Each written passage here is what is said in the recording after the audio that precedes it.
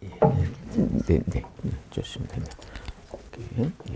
네, 네, 참 예수님, 예수님, 네, 네, 안녕하십니까?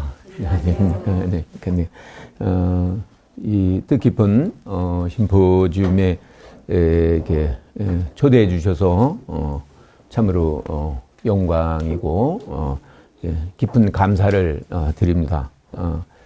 또 이 모임을 준비해 주시고 또 이렇게 마련해 주신 우리 존경하올 이민정 안젤라 선생님께 깊은 감사를 드립니다.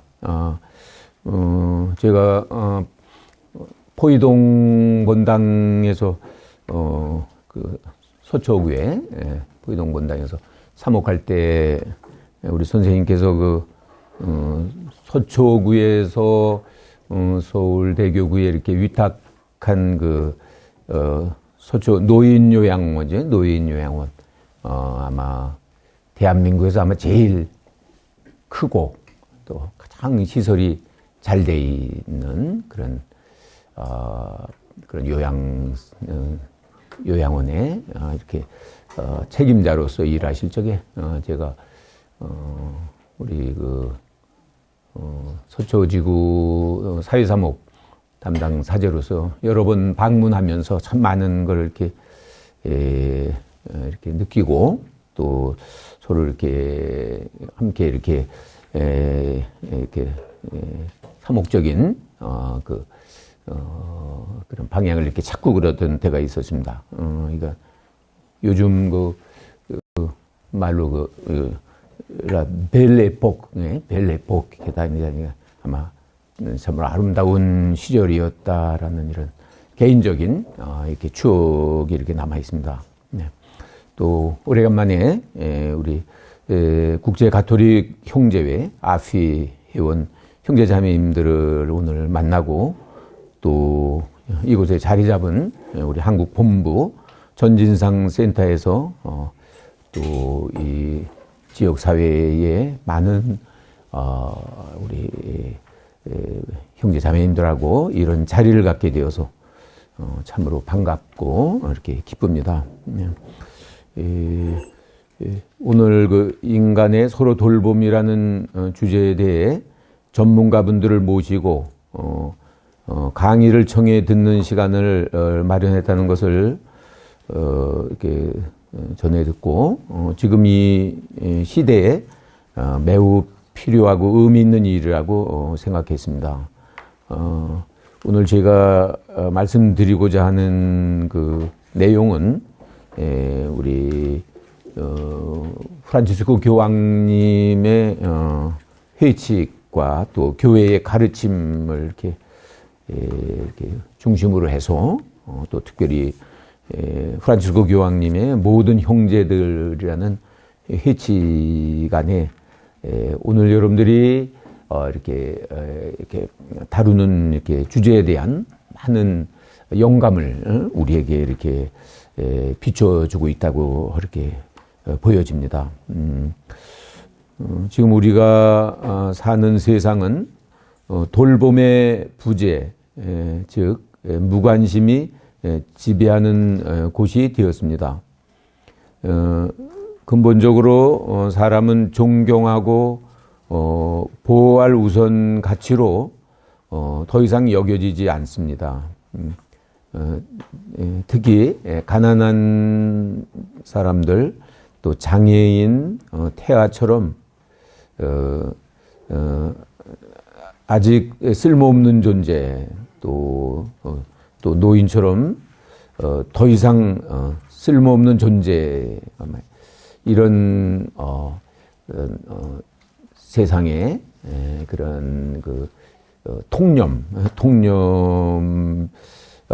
이 관점에서 본다면 더욱더 이런 그 무관심의 지배, 또 우리 근본적으로 사람은 존경받고 보호받아야 할 우선적인 가치 있는 존재로 이렇게 잘 이렇게 여겨지지 않는 것 같습니다. 우리는 코로나19 때문에 세상 곳곳에서 노인들에게 일어난 일들을 목격했고 또 폭염과 다른 그 자연재해 상황 때문에 실제로 비슷한 일이 이미 일어났습니다. 노인들은 이렇게 잔인하게 버려졌습니다. 가족의 적절하고 세심한 동반 없이 노인들을 고립시키고 또 그들을 다른 이들에게 떠맡겨 버리는 것이 가족 자체를 해체시키고 피폐하게 만든다는 사실을 우리는 깨닫지 못하고 있습니다. 현대 사회는 개인주의와 소비주의가 만연하여 공동체, 사회보다는 개인의 이익이 우선시되고 연민과 공감보다는 부의 추구와 물질주의가 삶의 우선순위가 되었습니다. 또한 사회적 고립과 단절이 증가하여 서로를 돌볼 수 있는 능력을 방해하고 있습니다. 그로 인해 우리는 오랫동안 낯선 사람들이나 우리와 거리가 먼 사람들은 돌보지 않아도 된다고 여기도록 부추김을 받으면서 가장 친밀한 관계에 있는 사람들을 돌볼 수 있는 역량마저 점점 잃어가고 있는 것 같습니다. 가족 간의 심각한 갈등으로 있어서는 안 될 일들이 전 세계적으로 심심치 않게 일어나고 있고 특히 효도의 문화가 강한 우리나라에서도 부모님을 모시고 사는 가족을 쉽게 찾아볼 수 없을 뿐 아니라 노인 학대, 고독사 등의 문제가 이렇게 점점 이렇게 늘어나고 있습니다. 더욱이 여러분들이 잘 아시는 바와 마찬가지로 우리나라는 OECD 회원국들 중 노인 빈곤율이 가장 높은 국가인 동시에 65세 이상 노인 인구 비중도 2022년 통계에서는 17.5%였는데 2024년 올해 1월 기준 19%를 기록하고 있습니다. 이런 추세라면 2024년 올해 말 또 2025년 초에 초고령 사회, 다시 말해서 65세 이상의 인구가 전체 국민 인구의 20% 이상인 경우로 이렇게 진입하게 됩니다. 그렇게 되면 노인 문제는 더욱 심각해질 것이며 돌봄이 부재한 현대 사회에서의 인간의 마지막 삶의 모습은 매우 쓸쓸하고 때로는 비참하게 죽음을 맞이할 수도 있을 것입니다. 이는 존엄한 인간의 그 모습이 아닐 것입니다. 그러면서 우리 신약성서 사도행전에 나오는 우리 초기 교회 공동체의 모습은 오늘 사는 우리 모두에게 많은 의미를 이렇게 제공합니다. 신자유주의와 개인주의가 지배하는 현대 사회에서 서로를 돌보는 개념은 과거의 유물처럼 보일 수 있겠지만 인간 존엄성을 회복할 수 있는 시대를 초월한 원칙을 발견하는 데 도움이 될 것입니다. 우리 신약 성서의 사도행전에 나오는 초기 교회 공동체는 사회적 격변과 박해의 시기에 출현했지만 사랑과 연민, 상호 배려와 지원에 대한 헌신으로 이렇게 번영했습니다. 공동체의 중요한 가치들은 다른 사람의 필요를 자신의 이익보다 우선시하는 이타심, 아무런 대가를 기대하지 않고 자원을 공유하고 도움을 제공하는 관대함, 공동체 내의 소속감과 연대성을 위한 협력 등이었습니다. 이를 바탕으로 타인을 향한 사랑과 관심으로 자선을 실천하고 도움이 필요한 사람들을 위한 봉사는 기본적인 의무라고 할 수 있습니다. 또한 그 연대성은 솔리다리티는 이렇게 매우 중요합니다. 연대성은 우리가 공동의 미래를 건설하고자 노력할 때에 다른 이들의 나약함에 대한 우리의 책임감에서 생겨나는 것입니다.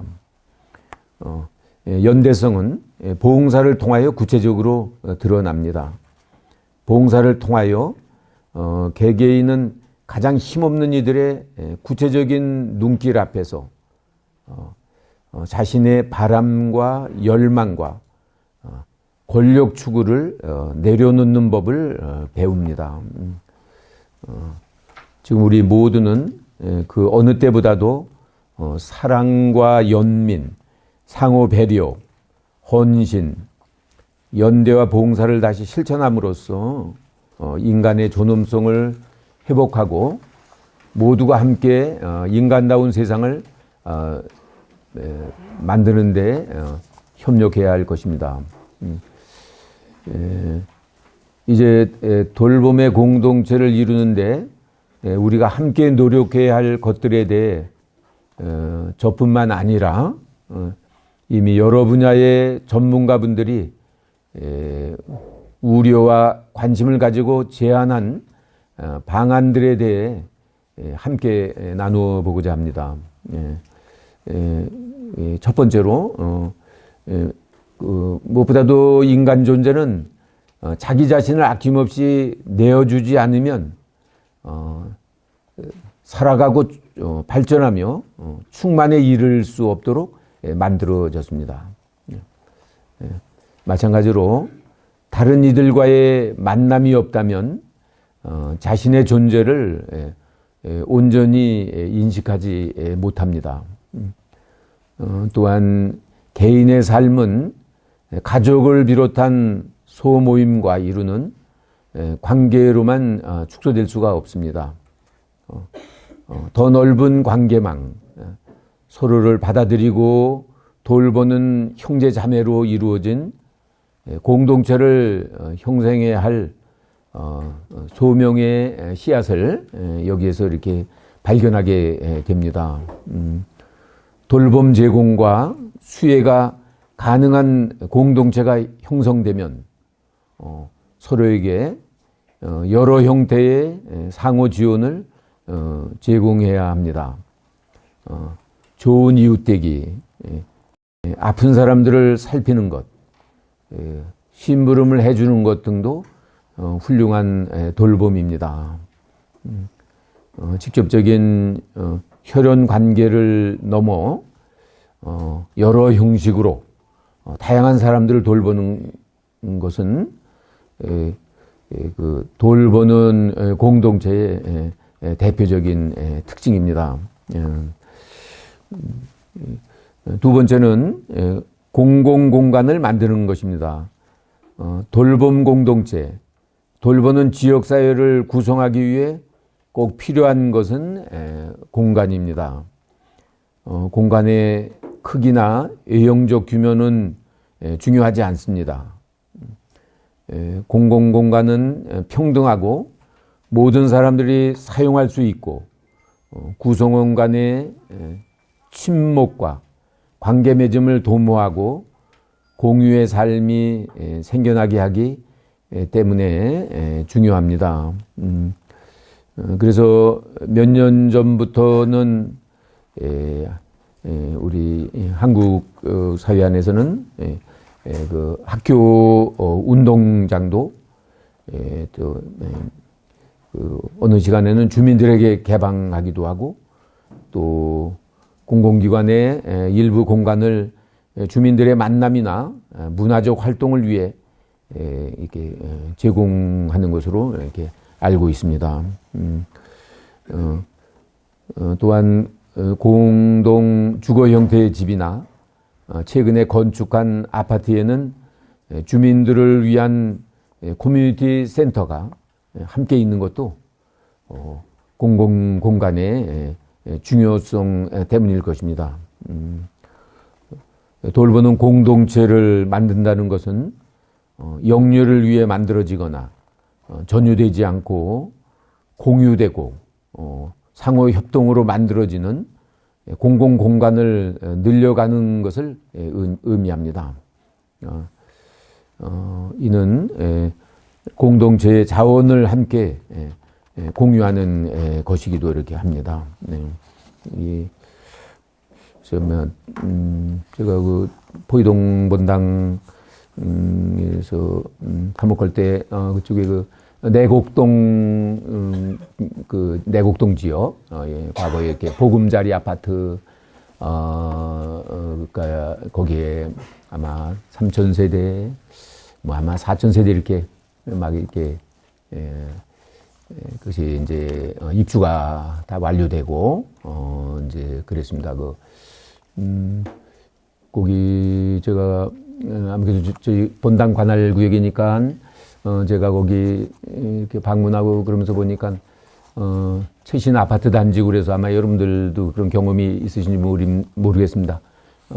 그래도 다 그 단지별로 이렇게 도서관이 이렇게 있었습니다. 그러니까 도서실이 아니고 도서관이 있었는데 거기에 이렇게 뭐 이런 뭐 가톨릭 천주교 우리 본당 공동체는 거기 지역에 이제 그 반 모임이나 구역 모임 이제 이런 조직이 돼 있는데 이제 지금 다 노령화되어 가시니까 지금 이제 우리 신자분들이 다 이렇게 노령화되어 가시죠.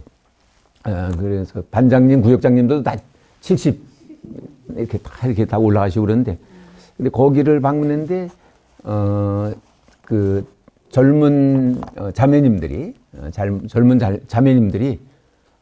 우리 신자 자매님들이죠. 근데 그분들이 이제 뭐 거기에 도서관 관장직은 다 꽤 차고 계시더라고요. 제가 그래서 거기에 젊은 자매들이 다 관장으로 계시면서 보니까 이렇게 거기 아마 예산도 서초구니까 두둑하게 아마 나오는 것 같아요. 이제 툭 나오고 그러니까 거기 책을 이렇게 도서관 비치 서적을 이렇게 보고 그러니까 그 중에 불교 서적도 있고 개신교 그런 성경도 있고 가톨릭 서적도 있고 네, 그래서 그런 것도 있고요. 그다음에 거기서 이렇게 모임을 이렇게 여러 그 프로그램을 주민들을 위해서 이렇게 하고 그러는데 그래서 물론 그러면서 이제 신자분들도 거기서 이제 이렇게 소통도 하고 근데 그런 것을 좀 봤었습니다. 또 그때 놀랬던 거는 거기에 독일의 폭스바겐 거기에서 아우디라는 차가 있죠? 아우디가 굉장히 좋은 차죠? 네. 근데 아우디 정비 공장이 그쪽에 이제 들어오려고 독일에서 무지하게 큰 투자를 해가지고 거기다 정비 공장을 다 세웠어요. 다 세우고 그랬는데 정비 공장 조금에 무슨 이게 뭐 유독가스가 나오는지 아이가 환경에 여러 가지 좀 주민들한테 피해가 오지 않겠냐 그래가지고 그래서 주민들이 입주하면서 그 조직을 이렇게 하고 그래가지고 그거를 이렇게 이제 그래 행정 조성을 하고 여러 가지 이렇게 서명을 하고 이제 그런 쪽으로 해서 그 결국은 보니까 대법원까지 가가지고 대법원 최종 판결로 이거는 여기 들어서는 안 된다. 그 판결을 하니까 주민들이 이렇게 받아서 냈습니다. 그래가지고 실제로 그 아우디 지금 정비 공장이죠. 정비 공장 그냥 이제 폐허로 이렇게 되고 그랬어요. 애물단지가 되고 이제 그런 경우에서 그런 걸 이렇게 보고 그랬는데 하여간 그때 글쎄 이게 자랑하면 어떻게 되니까 거기 주민 대책위원장 뭐 거기 사무총장 뭐 다 그런 분들이 그래도 크리스찬들이 다 이렇게 거기 참석해서 참여하고 그래가지고 독일의 아우디 그 정비 공장을 이렇게 막는 이제 그런 것도 이렇게 이제 보고 그랬는데 예. 가만히 있던 무슨 얘기였다 제가 이쪽으로 갔네요. 하여간 그래요. 하여간 이런 공공공간을 마련하는 거. 네. 세 번째는 자원을 공유하고 재활용하는 것은 돌봄 공동체의 특징입니다. 책, 옷, 장난감, 가구는 물론이거니와 최근에는 집을 빌려주고 공유하는 것으로 확산되기도 했습니다. 도서관은 가장 좋은 지역의 자원 공유의 사례입니다. 또한 기부바자회, 옷 교환, 무료 나눔, 소셜미디어에 안 쓰는 물건 교환 사이트 등도 좋은 자원 공유의 실천 방안입니다. 이는 인간 안의 돌봄뿐 아니라 공동의 집인 지구의 환경을 돌보는 것과도 연관되는 넓은 의미의 돌봄입니다. 이러한 공유의 활동을 통해 더 많은 사람들이 보이게 또 보이지 않게 연결되고 소유가 아니라 공유를 통해 평등을 도모하며 확장된 공동체를 이렇게 가능하게 합니다. 네, 여기 특별히 우리 요즘에 이렇게 하는 경우 이렇게 책을 우리는 이제 과거에는 어떤 책을 많이 갖고 있었던 유명한 학자분들이나 이런 분들이 이렇게 그 유산으로 돌아가시면서 그 유물로 그래서 도서관에 이렇게 기증을 한다든지 그렇게 되면 그 도서관에서 정말 감사하다고 감사패도 보내고 다 이렇게 저걸 하고 그랬었는데 요즘에는 그 도서관이 그거를 이렇게 오히려 짐스러워하고 이제 많이 이제 그런다. 이제 그래서 이 책들이 예상외로 참 귀한 책들이 그냥 이렇게 방치되고 이렇게 정말 폐기되고 이렇게 짐스러워하고 이제 그렇습니다. 그런데 제가 얼마 전에 제가 일본도 다녀오고 일본에 다녀오면서 또 거기 선교하시는 신부님들한테 얘기 이렇게 들었는데 자기들이 가서 제일 인상적이었던 거는 제일 첫 번째는 뭐냐면 일본 사람들은 어디를 가든지 시골 마을에 가더라도 서점이 있다는 거예요.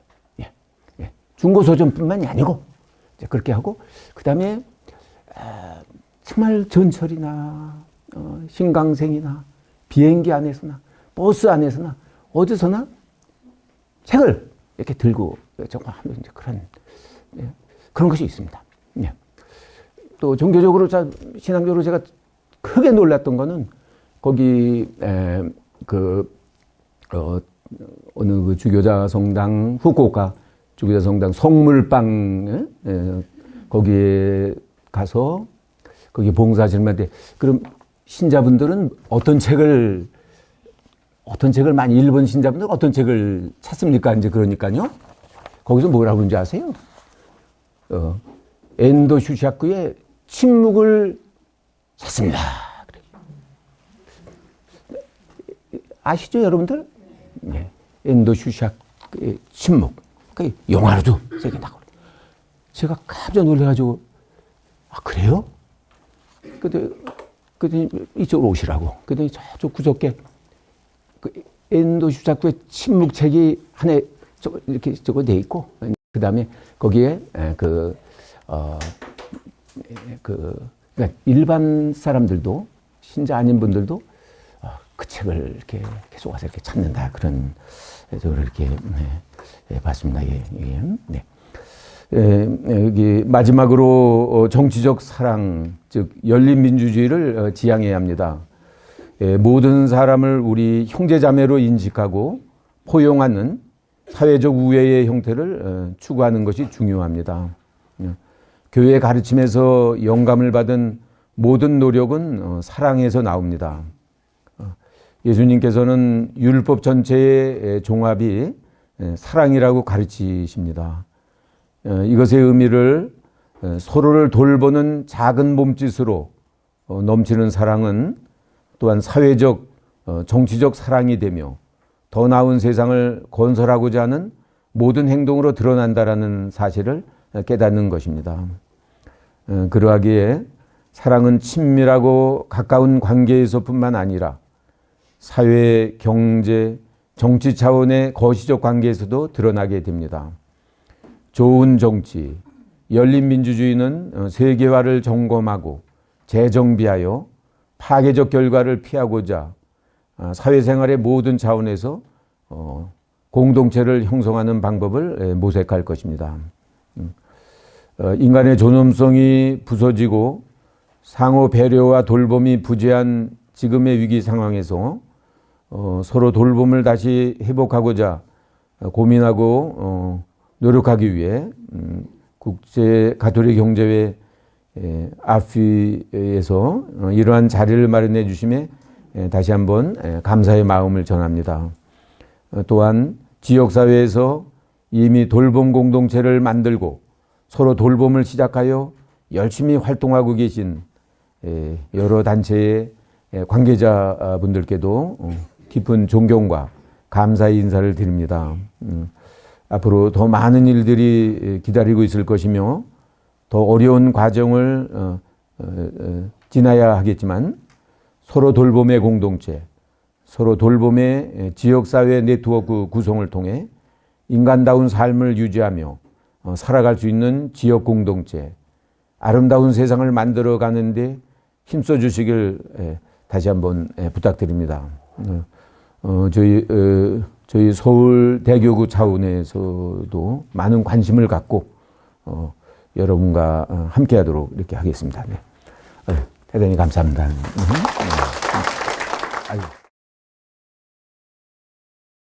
제가 전진상에 오늘 세 번째 오는 것 같아요.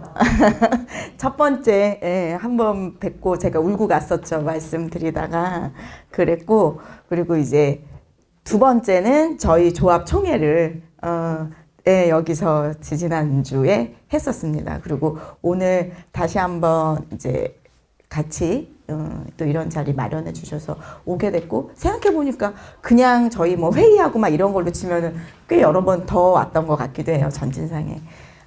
그런 걸 돌아보면 사실은 한 번의 만남이 어떻게 연결되는가? 이런 생각을 또 해보게 되는 것 같아요. 그리고 이민정 센터장님께서 처음 저희 사무실에 찾아오셨을 때 어려우셨을 텐데 그런 용기를 내셨던 거고, 사실 그런 용기 때문에 연결되어져서 저희 조합원들도 이제 전진상 센터를 다 알게 되고, 저희랑 이따가 이제 소개드릴 그런 지역의 단체들도 또 전진상을 또 많이 알게 되고, 이렇게 아까 날개짓처럼 뭐 이제 이런 주교님 말씀하실 때 있었는데, 그렇게 연결되어지면서 지역을, 우리가 살아갈 지역들을 곱게 만들어 가봤으면 좋겠다, 이런 마음을 했고요. 고미수 선생님 강연이 워낙 전문가시고 너무 재밌어가지고 저는 막 이렇게 훅 빠져서 듣다 보니까 이렇게 제 순서가 왔는지도 모르고 있었던 것 같아요. 근데 마침 그런 말씀을 해주셔서 너무 좋은 것 같아요. 그러니까 저는 이제 50을 넘긴 지 얼마 안 되는 나이고, 보시기에 전 좀 아직 젊잖아요. 그런데 사실 어떤 노년을 열어갈 것인가라고 하는 것을 아직 노년에 다다르지 않은 제가 얘기하는 건 좀 어려운 것 같아요. 그렇잖아요. 엄마한테 이제 잔소리는 하죠. 이제 개인적으로는 왜 그렇게 해? 뭐 엄마 더 이상 아까 말씀하셨죠. 그만 음식 그렇게 안 해도 돼? 이런 말을 정말 집에 가면 매일 엄마랑 그러니까 만날 때마다 이제 그런 말을 하면서 좀 바꾸자 뭐 이런 얘기를 하지만, 사실 제가 당도하지 않은 어떤 인생의 삶의 시기를 제 입으로 말을 하는 것은 참 외람된 것 같기도 하고 버릇이 없는 것 같기도 해서 어려운 것 같아요. 근데 아까 고미수 선생님께서 막 이제 60을 넘어가신 선생님께서 노년에 새로운 청춘성을 발견하고 배우고 해야 된다라는 말씀을 해주실 때 굉장히 기운을 받게 된 것 같아요. 좀 더 나이가 어린 저의 입장에서는 정말 그렇게 해주시면 좋겠다. 그러면 나도 그렇게 살아갈 수 있을 것 같은데, 나도 그렇게 모델을 삼아서 희망이 좀 있을 텐데, 이런 생각들을 해보게 되더라고요. 그래서 또 이렇게 이 자리에 계시는 선생님들께서 한 걸음 한 걸음 가시는 새로운 그런 노년의 삶이 저희 후배들에게는 또 그렇게 따라가게 될 길이 될 거다라고 하는 희망을 가지면서, 저는 이제 어찌됐든 돌봄과 관련된 일을 하는 사람이에요. 그래서 제가 일을 하면서 만났던 어떤 현장의 이야기들을 그리고 우리가 해가고 있는 도전의 이야기들을 드리는 게 저는 또 저의 사명이라고 생각해요. 제가 만나는 많은 장면과 듣는 이야기들이 있는데 그거를 전하지 못한다면 이 일을 하는 게 의미가 없다라고 생각하면서 일을 하고 있어요. 그래서 우리끼리 굉장히 열심히 하고 우리는 재미있고 우리는 되게 보람되고 기쁘고 어려움이 있는데, 그러면 그걸 그냥 그렇게 우리끼리 이렇게 해야 될까라는 이제 질문을 항상 가지죠. 왜냐하면 그렇게 해서는 해결이 안 된다는 걸 알고 있기 때문에, 어찌됐든 어떤 분들은 되게 아파가면서, 그리고 어떤 분들은 돌아가시면서 그런 투병의 시간들, 그리고 돌봄의 어떤 어려운 시기들을 넘어가시면서 자기가 몸소 겪으면서 저희에게 보여주는 삶이라는 게 있거든요. 그러면 그것을 그냥 개인적 차원에서 머물러야 하는 것인가, 그것이 아니라 그것을 본 사람들이 함께 이야기하고 겪은 사람들이 이야기하면서 그것을 다시 좀 더 이 사회에 이롭게 하는 것에 도움이 되는 자기 경험들을 사회화시켜가는 것, 그것의 연결 지점에 우리가 돌봄 서비스를 제공하고 있는 회사인데, 그래도 그 서비스를 제공하는 과정에서 우리가 보아왔던 것들을 이야기하는 것이 사명이다라고 생각하면서 몇 가지 말씀만 드리겠습니다. 그리고 오늘 저의 이야기의 제목이 실천적 연대거든요. 그래서 저는 앞서 돌봄의 가치 이런 얘기 하나도 드릴 생각이 없습니다. 이미 다 이제 앞서서 주교님과 고미수 선생님 다 말씀하셨기 때문에, 저는 그래서 뭘 하고 있는데, 뭘 할 건데, 어떻게 해야 하는 건데, 아직도 하지 못한 게 무엇인데, 이제 이런 말씀을 몇 가지만 드리도록 하겠습니다. 이것은 둘째 아이를 키울 때 생활응원 도움을 크게 받았어요. 나는 이제 아이를 다 키웠고, 그리고 일도 지금 원래 이제 아까 직업도 많이 바뀐다 그랬잖아요. 그래서 하던 일도 다 이제 쉬고 있고, 그럴 때 그때 나 같은 사람을 돕고 싶었다라고 얘기하신 분이 있었어요. 그리고 또 같은 분인데, 그분이 아이만 그래서 돌보다가 2023년에는 어르신 돌봄을 하게 됐어요. 그러면서 본인의 삶에서 너무나 신기한 경험을 했다. 2023년에서 자신의 화두는 자신이 만났던 그 어르신과의 만남이었어요. 만남이었고, 자기는 한 번도 상상하지 못했대요. 내가 부모님이 아닌 다른 어른을 만나서 이런 관계를 맺게 될 줄은 상상하지 못했다. 그리고 실제로는 어르신들이 되게 친절하지 않으셔서 되게 막 이렇게 뭐 예를 들어 저희가 하는 게 이제 돌봄 서비스니까 뭐 예를 들어 콩나물을 사와 이러면 돈을 주시잖아요. 근데 이분의 사례예요. 돈을 툭 이렇게 던지셨다 그랬어요. 그래서 처음에 너무 당황스럽죠. 어떻게 이렇게 하시지? 라고 했지만 그분과 한 번 만나고 두 번 만나고 세 번 만나고 이러면서 그분의 그런 손짓과 어떤 눈빛에 담긴 어떤 의미들을 알게 되고 또 관계가 만들어지고 이제 이러면서 그 자기 자신에 대한 어떤 발견도 있었던 것 같아요. 그래서 2023년에 자기 삶의 어떤 전환 같은 거였다라고 얘기하셨던 분의 이야기합니다. 그 또 한 분은 언제든 나를 불러줘요. 내가 이렇게 이제 젊은 친구들, 저 같은 사람이에요. 젊은 친구들, 40대, 50대, 이런 이제 젊은 친구들과 만나고 이야기할 수 있는 기회가 어디 있겠어? 언제든 나를 좀 불러서. 뭐가 돼도 상관없어. 일이어도 되고, 놀이여도 상관없어. 나를 항상 불러줘. 그래서 저희 지지난주 총회 때도 이제 여기 자리에 오셨었는데, 여든이 다 돼 가시는 우리 활동가 선생님이세요.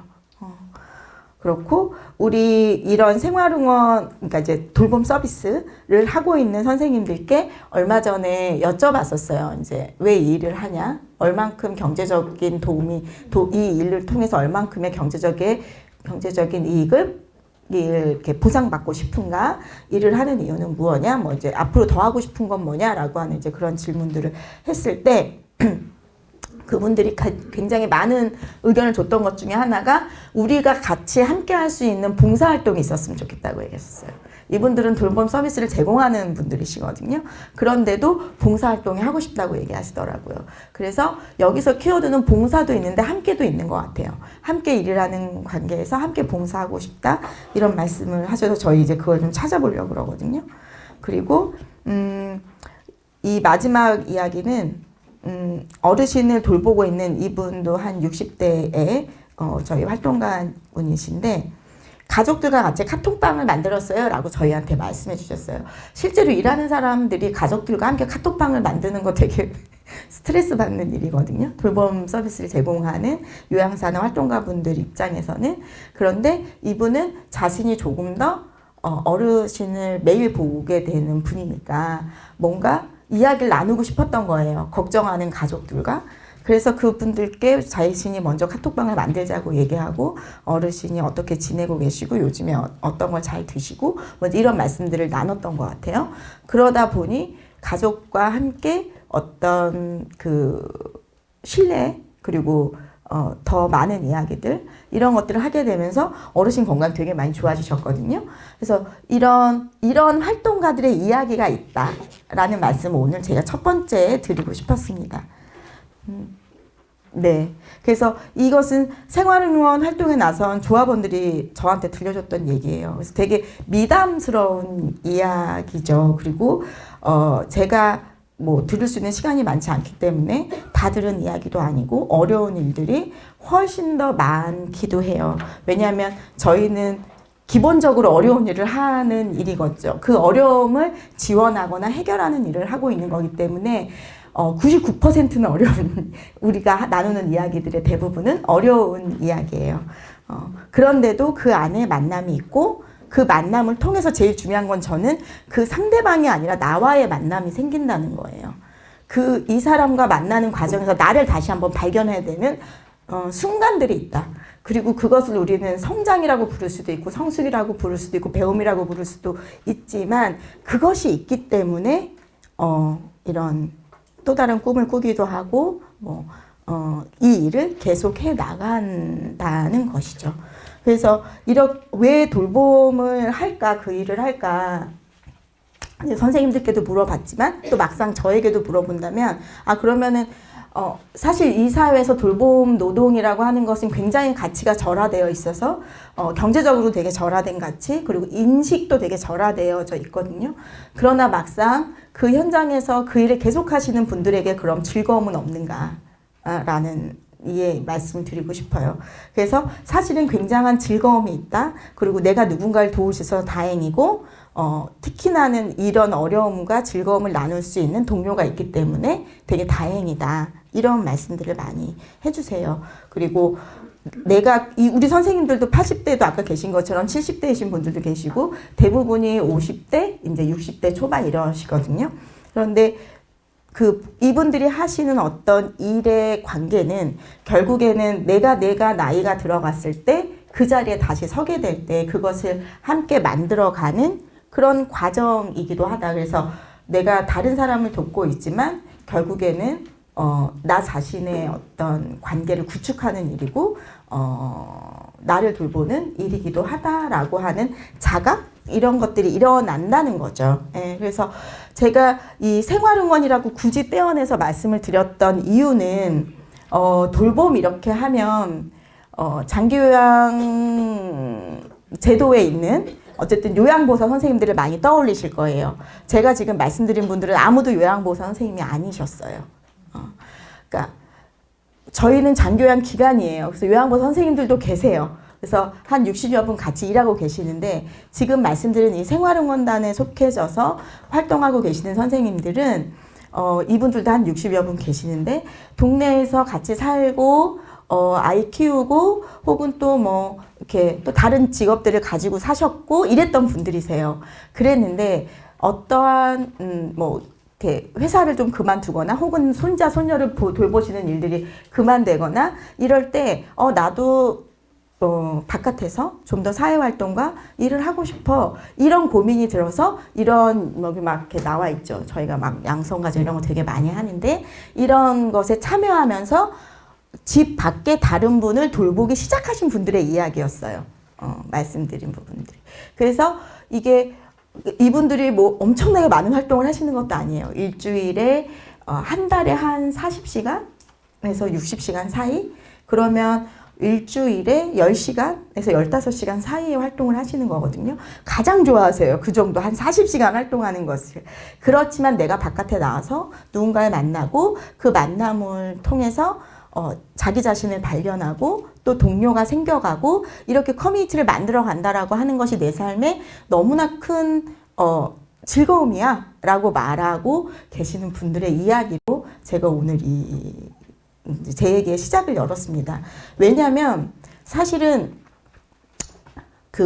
활기차고 즐겁게 노년을 사신다면 누군가 아파서 전적인 돌봄이 필요한 시기가 저는 굉장히 줄어들 거라고 생각해요. 그 시기를 줄이는 건 우리 사회의 과제라고 생각하는데 그럼에도 불구하고 그 시기는 오죠. 그리고 그 시기에 돌봄을 디자인할 때 가장 친밀한 관계도 필요하지만 누군가가 나서서 나에게 정기적으로 나에게 필요한 필수 서비스를 제공해 줄 수 있는 사람도 필요해요. 그런데 우리 사회가 지금 가지고 있는 가장 큰 어려움은 가족이 아닌 타인을 돌보는 필수 서비스를 제공해야 하는 사람들이 너무나 없다는 거예요. 결국에 돌봄이라고 하는 것은 행동으로 나타날 수밖에 없거든요. 행위잖아요. 가서 그분을 행위로서 도와드려야 하는 건데 그 행위를 해야 할 사람들이 턱없이 부족합니다. 그래서 그 일을 하고 있는 분들은 굉장히 고강도 노동과 어려움에 처해져 있고 우리 뭐 이렇게 사회적으로는 이렇게 또 다른 세계, 그러니까 우리나라가 아닌 다른 나라의 여성들을 모시고 와서 그 노동을 대체해야 되는 것이 맞는가? 라고 하는 정치적 논의를 하고 있어요. 그러니까 내가 태어나 살고 죽고 가는 것도 스스로 해결하지 못해서 다른 사람의 다른 나라의 도움을 요청해야 되는 한국 사회라고 하는 것은 너무나 스스로 안 되는 거잖아요.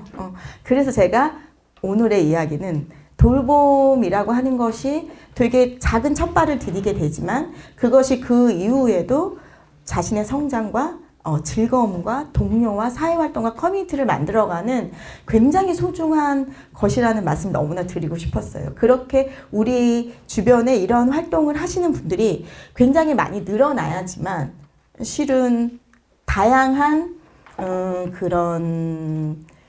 그냥 나랑 얘기해 줄 수 있는 사람도 있고 나한테 의료적 혹은 간호적 어떤 서비스를 제공해 줄 수 있는 사람들도 늘어나는 그래서 내가 비록 휠체어나 뭐 이렇게 침상에 있더라도 그 휠체어와 침상에 있기 이전에 나와 있는 내가 크게 다르지 않는 그런 삶의 시기를 만날 수 있을 거라고 저는 생각합니다. 그리고 그건 저의 일의 경험이기 때문에 믿어주셔야 될 것 같아요.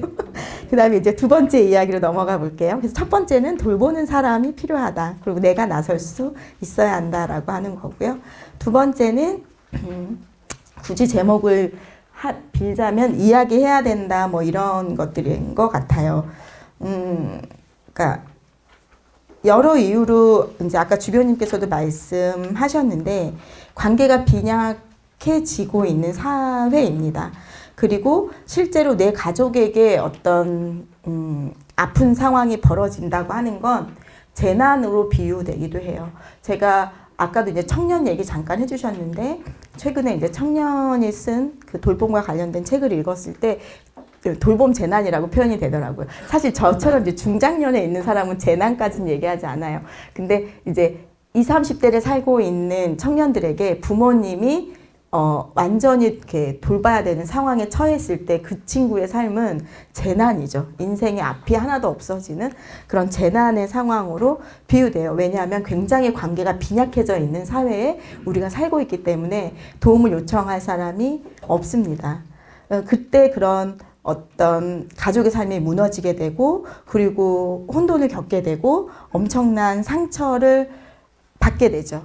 그리고 이 갈등, 내가 너무나 사랑하는 사람을 돌본다라고 하는 것에서 수없이 많은 장면과 수없이 많은 선택이 있는데 그 선택들에 자유롭지 못해요. 그리고 이제 제가 여기서 돌본다라고 말할 때 그 선은 우리 아버님나 어머님에 가서 실제로 육체적으로 내가 무언가를 하는 것을 전 얘기하는 건 아니에요. 그건 다른 사람이 설령 해주더라도 이 돌봄의 책임은 갖고 있는 보호자들이 있잖아요. 그게 아내이건 혹은 남편이건 자식이건 혹은 친구이건 간에 그 친밀한 관계에서 이 당사자의 삶을 옆에서 가장 가깝게서 이해하고 있는 그 사람은 엄청난 갈등과 선택들을 하게 됩니다. 그런데 우리 사회는 그 부분에 대해서 지극히 개인적인 문제로 많이 이렇게 해요. 그리고 사회가 굉장히 빈약하기 때문에 개인이 감당하고 결정해야 될 무게가 너무나 커서 내가 어떤 선택을 할 때 죄책감이 들어요.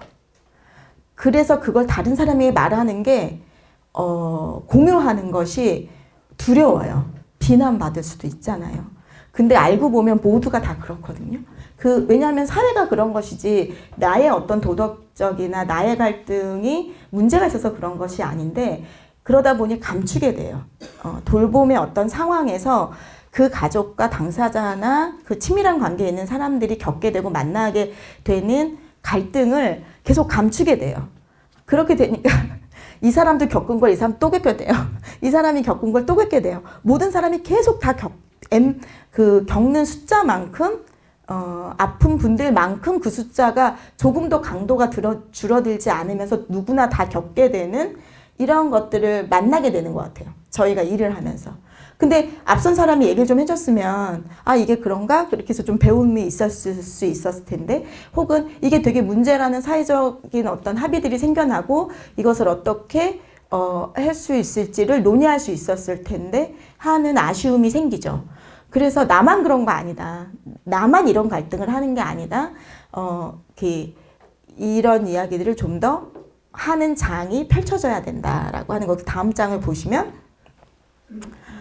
지역에서 이건 이제 치매 그러는 것 중에 하나예요. 저희가 이제 그 치매 카페라고 하는 이제 카페를 열었었어요. 한 달에 한 번인데 그러면 그 치매가 있으신 가족을 돌보시는 분들이 같이 모였었어요. 이게 첫날이었거든요. 근데 이제 아드님도 오셨고 이제 부인도 있었고 이제 좀 다양하셨죠. 어떤 관계냐에서는. 그런데 이제 치매가 있으신 부모님을 모시고 식당에 가는 법 뭐 이런 얘기들을 서로 막 이렇게 나누시면서 이걸 부끄러워하고 내가 이 문턱을 어려워하면 계속 집안에 갇혀 계셔야 되잖아요. 근데 욕먹을 각오하고 나간다. 막 이렇게 얘기하시더라고요. 나는 욕먹을 각오하면서 나간다. 그리고 어쩔 수 없다. 그냥 뻔뻔해지기로 했다. 막 이런 말씀들도 막 하셨어요. 나는 못된 며느리로 동네 소문이 났다. 이런 얘기도 하시더라고요. 왜냐하면 이제 이 치매를 겪고 계시는 어머님께 걷는 것이 너무나 중요하니까 계속 걷기를 길에서 이제 계속 하기 싫어하는 걸 하게 한 며느리 얘기예요. 그러니까 이제 어머니 막 싫은 소리도 하시고 이랬겠죠. 그래서 이제 나는 못된 며느리 소문났다 막 이러면서 돌보는 과정에서 그분들이 전적으로 돌봄한 거 아닙니다. 다른 돌봄도 있습니다. 그럼에도 가족이 겪어야 하는 그런 어려움들이 있죠. 친밀한 관계에서. 근데 그런 이야기 자리를 얼마나 웃으면서 했는지 모르겠어요. 하하호 웃으면서. 저는 핵심은 그건 것 같아요. 하하호 웃으면서. 웃으면서, 막 이렇게, 식당에서 실수하신 얘기, 이런 얘기들도 있을 수 있잖아요. 그런데 그런 얘기를 막 하하호호 웃으면서 함께 나누게 되는 것. 그것이 되게 좀 편안해야 되는 거고, 일상이 되어지는 게 되게 중요하잖아요. 그래서 그런 어떤 이야기 자리들이 되게 많이 필요하다고 생각해요. 그래서 저희는 그런 것들을 되도록이면 많이 열자. 이렇게 하고 있는 거죠. 그런 이야기장을 열어서 자신의 돌봄과 관련된 혹은 부모님이 돌아가셨어도 내 마음속에 품고 있는 그 어려움과 죄책감에 대해서 이야기 나누어야 된다. 그래서 자유로워져야 된다. 그 개인이 어쨌든 그 부자유한 것은 나를 유리시키잖아요. 이렇게 막 내가 하는 말과 나의 행동과 그게 어떻게 다 일치가 돼요. 그런데 그 불일치가 있었을 때 그것을 사실 고백하고 함께 이야기하고 이해받고 그럴 수밖에 없는 상황이 너의 잘못이 아니라는 어떤 공감들이 형성되고 이러는 어떤 치유의 시간들이 되게 필요한데 그런 게 되게 사회적으로 부족한 것 같아요. 그래서 그런 것들 지역사회에서 더 많이 만들어가고 싶은 것 중에 하나입니다. 그리고 이제 세 번째부터 계속 저희의 도전과 관련된 이야기들인데요. 돌봄 서비스를 제공하고 당사자의 이야기장을 더 많이 만들고 이런 것들 하고 있는 건데 또 하나는 이런 어떻게 하면 새로운 모델들을 만들어갈 수 있지 두렵지 않게 하기 위해서 그래서 이제 마포 구하고 함께 LH하고 함께 그럼 케어 안심주택을 한번 만들어보자 이래갖고 이제 안심주택을 아현동에 있습니다. 23가구 분들이 같이 사시고 사회복지사가 상주하고 있어요. 저희 기관이 운영하고 있는데 그런데 그럼 되게 좋잖아요. 막 사회복지사도 있고 집도 다 엘리베이터도 있고 이제 그래요. 그래서 그럼에도 불구하고 라는 말씀 그냥 드리려고 그래요. 오늘은 얼마나 서범하우스가 행복하다. 90%는 행복해요. 그런데 실제로는 한 분이 병원에 입원하신 지 1년이 다 되어 가요. 그리고 저희는 재택진료, 방문간호, 방문요양 이러한 이제 서비스 체계가 있기 때문에 그것으로 이분이 퇴원하시면 어떻게 집으로 돌아오실 수 있도록 할까라고 하는 막 기획 회의도 하고 그랬어요. 근데 아직도 1년 동안 병원에 계세요. 그분을 오시도록 이렇게 의사결정을 누군가가 해주고 그것을 감당해야 되잖아요. 집으로 왔을 때 발생할 수밖에 없는 어떤 또 장단이 있으니까요. 그런데 그것을 결정해 주시는 가족이 없으세요. 가족이 없어서 없는 게 아니라 이제 가족이 단절되어져서 안 계신 거죠. 그래서 너무 모시고 오고 싶지만 그 결정을 우리가 할 수 있는 걸까? 이분 당사자와 이 과정을 어떻게 할 수 있지? 그래서 만약에 혹시라도 오셨는데 그분은 집에 왔으니까 되게 좋은데 혹시 다른 의료적 어려움이 생기면 어떡할까? 그 두려움과 어떤 결국에 사람이 영생할 수 없으니까 죽어가는 과정은 언제나 있을 수밖에 없는데 그 시기를 결정하고 그것으로 내딛는 그 발걸음과 이것은 누가 할 수 있는 일이지? 라고 하는 고민들이 요즘에 많이 생겨요. 근데 그런 것들이 잘 되었으면 좋겠다는 희망이 있는 거죠. 그런 논의가, 이야기들이 잘 되어지는 문화가 좀 만들어지면 요양병원에서 1년, 2년, 3년 사시다가 요양원에 가지 않으시고 그냥 집으로 오셔서 좀 지내실 수 있지 않을까라는 생각이 드는데 우리에겐 그 과정 자체가 너무 두려움이고 또 특히나 이것은 행정기관과 함께하고 있는 일이기 때문에 행정기관도 굉장히 두려워하거든요. 그런 어떤 선택에 이야기나 삶에 대해서 그래서 참 자유롭지 못하다라고 하면서 이 일을 또 하고 있는 그런 어려움을 말씀드리고 싶었어요. 그런 케어 안심주택을 만들어도 어려움이 또 있고 근데 그거는 그 서비스만으로 해결되는 것은 아닌 거고 내 삶에 대해서 혹은 우리의 삶에 대해서 같이 이야기하는 것이 되게 많이 전제가 되어져야 된다라고 하는 생각을 해보고 있습니다. 그리고 네 번째는 이 자리에도 와 계신데 저희 센터 분들이 손 들어보세요. 저희 그 지역에서 함께 만든 세번 건강 돌봄 센터에 계신 세 분 실무자 분들이세요. 그러니까 어떻게 하면 잘 살고 또 잘 삶을 마무리하지 그리고 혼자 외롭지 않게 이러한 어떤 화두가 있는 거죠. 그래서 저희가 새롭게 작년에 시작했던 게 이런 지역 그러니까 돌봄 관계망 구축을 위한 이제 그 장기 추적 조사를 하게 됐는데요. 그때 저희를 가장 감동적으로 했던 말이 저거였어요.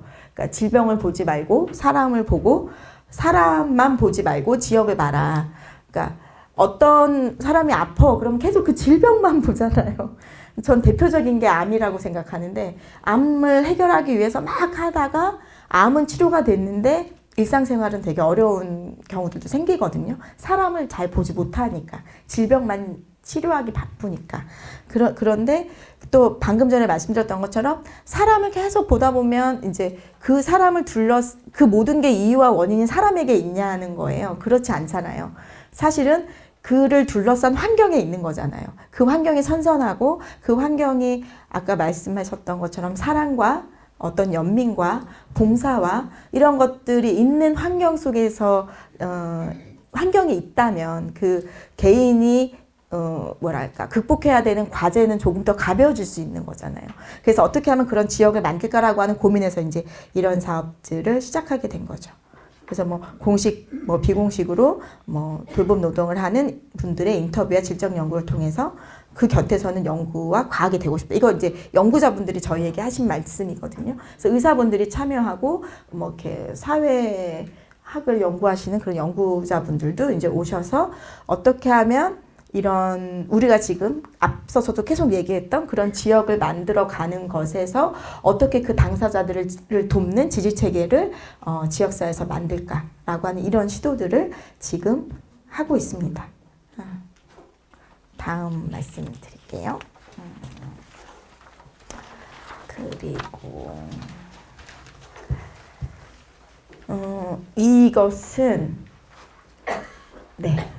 이제 어떤 주민분들이 하시는 얘기인데, 이분은 70대이신데 이렇게 말씀하셨어요. 본인은 70대 때 70대인데 어르신들을 만난다는 거예요. 본인보다 더 어르신들을 만나다 보면 이제 노는 것을 어려워하는 분들이 많더라. 그래서 이렇게 같이 산책하는 그런 프로그램 하고 나들이 가는 예약을 좀 도와주면 그러니까 예약하는 걸 되게 어려워하셔서 예약은 모두 다 이제 젊은 사람들이 하니까 그런 관계만 갖고 있지 못하는 분들은 못 가는 거예요, 거기를. 맨날 가면 이제 예약은 끝났으니까. 그래서 그런 것들을 같이 해보면 좋지 않을까? 이제 이런 이야기를 나누었었죠. 그리고 어떤 분은 이제 80세 넘으셨던 것 같아요, 이분이. 90세 다다르신 할아버지셨는데, 나는 이제 운전을 하는 게 이제 위험하다고 생각하셔서 면허증을 반납하신 거예요. 그러다 보니 내가 좀 자유롭지가 않다. 누가 날 좀 어디에 데려다 준다 그러면 내가 비용도 다 들 텐데 같이 놀러 가고 싶다. 이런 말씀을 하신 분들이, 이 모임에 오신 분들이 하신 얘기셨거든요. 저기 앞에 보이는 남자분이 저 얘기하셨던 거고, 모자 쓰신 흰머리 되게 많으신 분이 이 아래쪽 얘기를 하신 거예요. 이 이야기 자리는 무슨 이야기 자리냐면요. 이 마포에 그 울림들의 생협이라고 있습니다. 저는 이제 울림들의 사회적 협동조합에서 일하고 있는데 같은 계열이라고 보시면 되는데요. 이 생협의 조합원들이 자기의 돌봄의 필요를 이야기하는 자리였어요.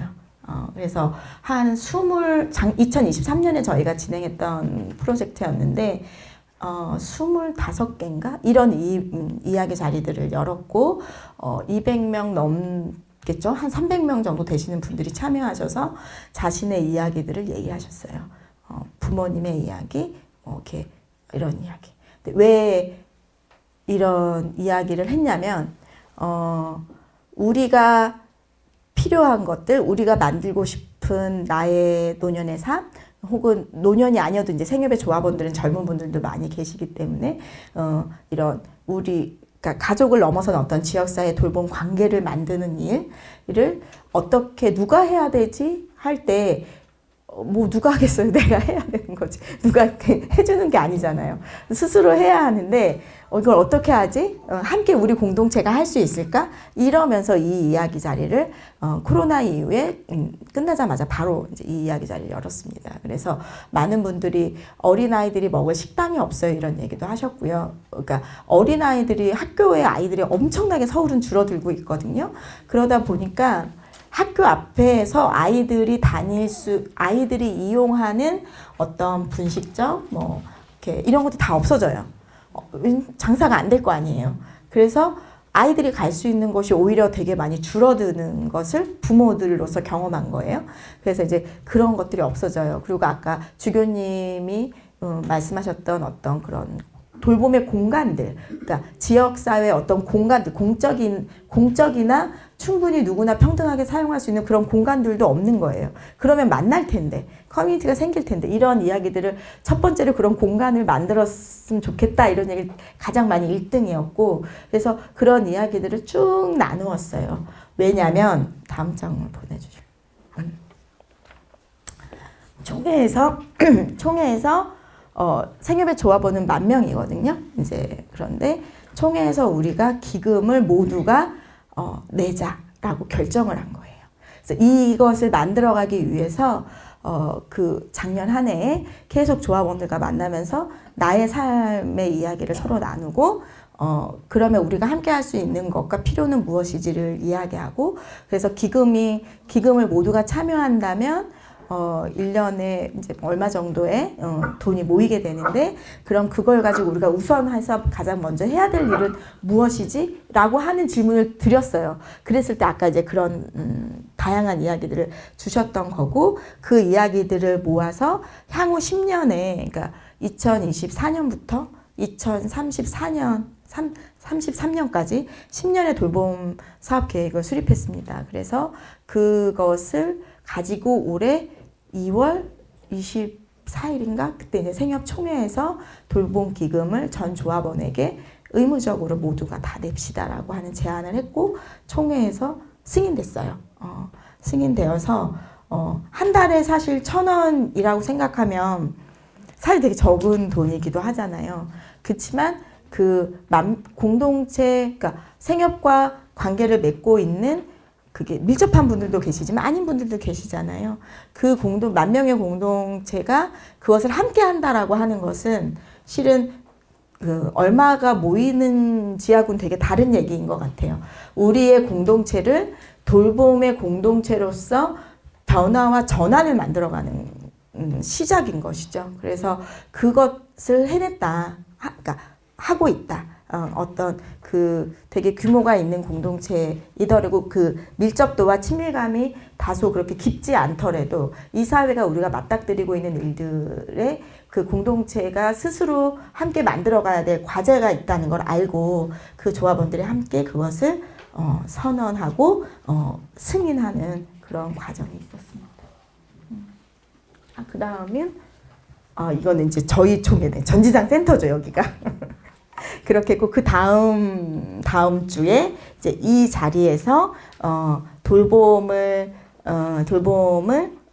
하려고 만든 이제 이 사회적 협동 울림들의 돌봄 사회적 협동조합은 그 조합원들의 그 1,000원을 내는 그 10,000명의 조합원들의 바램을 담아서 총회에서 울림케어 교육 과정을 신설하고 돌봄의 이야기를 확산하면서 조합원이 당사자로 참여할 수 있는 기회를 더 확대할 그런 사업 계획안을 또 승인하게 되었어요. 그래서 이 울림케어 교육 과정이라고 뭐 굳이 말씀을 드리자면 오늘 뭐 이렇게 계속 이제 앞선 분들의 이야기를 제가 받아서 이야기할 수밖에 없게 되는데 주교님도 아까 그렇게 말씀하셨죠. 그러니까 제가 밑줄 그었었는데 가장 친밀한 관계의 사람을 돌보는 역량마저도 사라진 사회라고 아까 말씀하셨거든요. 그러니까 내가 내 가족을 돌보는 역량도 없는 거예요. 그렇다. 근데 이제 어쩌다 보니 이제 어쨌든 그런 사회가 됐는데 그것을 다시 일으켜 세워야죠. 내가 나를 돌봐야 되고 일단 1번은. 그리고 내가 내가 사랑하는 사람을 어떻게 돌봐야 되지라고 그림은 그려줘야 되는 거잖아요. 그래서 시민들이 참여할 수 있는 일이 아니더라도 내가 사랑하는 사람을 돌보기 위해서 알아야 할 것들에 대한 교육을 진행하려고 그래요. 같이 배우고 공부하고 하려고 합니다. 그런 이제 결의들을 해냈습니다. 다음번에 이제 다 끝났어요. 저의 이야기는 다 끝났는데 앞선 그런 도전들을 하고 있는 저희를 이제 소개하는 자리인데요. 왜 이런 일들을 하냐, 무엇을 위해서 하냐라고 할 때 저희가 가장 중요하게 생각하는 가치는 이 두 가지예요. 자유와 유대. 핵심 그러니까 어떠한 순간에도 사실 내가 나의 삶에 있어서 자유로워야 하는 거잖아요. 내가 아픈 사람이든 혹은 내가 아픈 가족 곁에 있는 사람이건 간에 내가 하는 결정, 내 생각 이런 것들이 자유로웠으면 좋겠어요. 왜냐하면 그렇게 살아왔으니까. 그런데 아픈 순간부터 이것은 낭떠러지 절벽으로 떨어지는 것처럼 자유롭지 않거든요. 모든 것에서부터. 그래서 어떻게 하면 그 순간에도 자유로울 수 있지를 만들어 가는 것이 되게 중요하겠다라고 생각해서 저희는 이 자유를 향해서 가고 있고요. 그리고 두 번째는 유대인데 아까 그러셨잖아요. 고비지 선생님이 사람은 사람을 만나야 된다고. 네.